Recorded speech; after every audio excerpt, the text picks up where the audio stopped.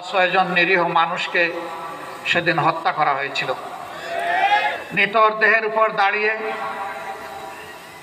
তারা পৈশাচিক নৃত্য করেছিল। তাদের কলিজা ঠোলেনি, চোখে লজ্জা লাগেনি, কোনো কিছুর পরোয়া করেনি, আল্লাহকে ভয় করেনি। পরবর্তী পর্যায়ে তারা দেশকে অস্থির করেছিল। তাদের কারণেই ১/১১ তৈরি হয়েছিল। নীতির বিরুদ্ধে জিহাদ করার ঘোষণা দিয়ে শেষ পর্যন্ত নিজেদেরই অবস্থা, তারা দুর্নীতিতে আকণ্ঠ নিমজ্জিত হয়ে গিয়েছিল। মানুষ তাকে ঘৃণা করতে শুরু করলো।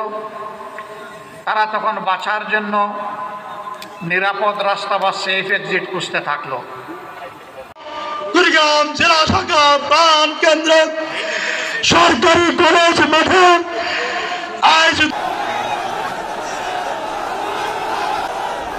বাংলাদেশ জামাত ইসলামী কুড়িগ্রাম জেলা শাখা আয়োজিত কর্মী সম্মেলনের সম্মানিত সভাপতি,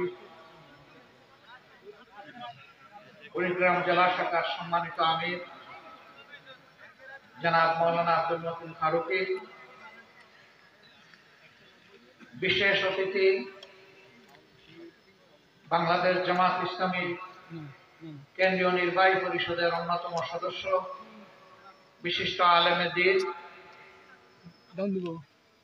জামাত ইসলামীর কেন্দ্রের পক্ষ থেকে রংপুর দিনাজপুর অঞ্চলের সম্মানিত পরিচালক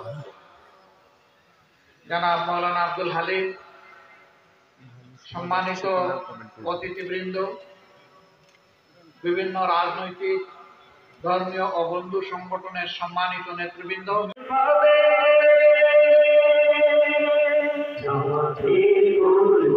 সারা পৃথিবীতে কালেমার দাওয়াত দিয়ে যাবে। জামাতের কর্মীরা সারা পৃথিবীতে কালেমার দাওয়াত দিয়ে যাবে।